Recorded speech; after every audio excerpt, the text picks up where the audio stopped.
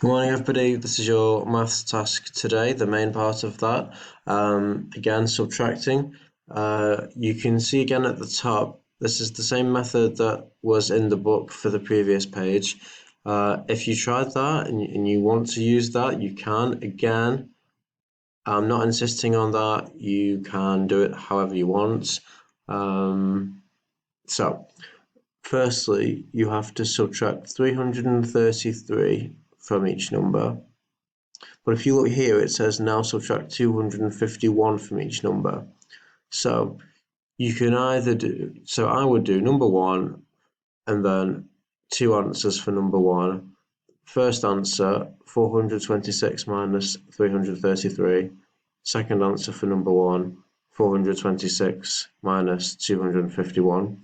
So that's two answers here, this part and this part. And the same, 541 minus 333, answer, 541 minus 251, answer.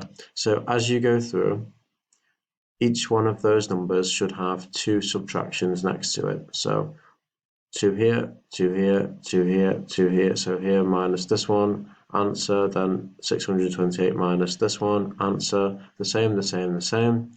And then you're just reading the words and answering the questions. But guys, these are all subtraction questions, and there's only two numbers in each one.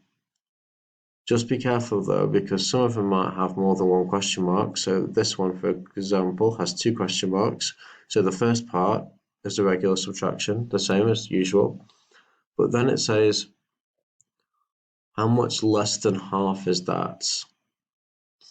How much less than half? So she had 226. She cut off this much. How much less than half? So what you need to do is half 226 there.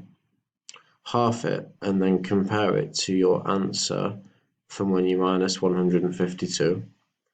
And how much bigger is this than half of this? Okay, that's a little bit harder. I don't want to give you too much now. I want you to think about it. I'm okay if you get a little bit stuck on it, and we'll talk about it a little bit more in the group calls probably, because I expect it might be a little bit harder, that one. But have a go, see what you come up with, and then we'll talk about it later.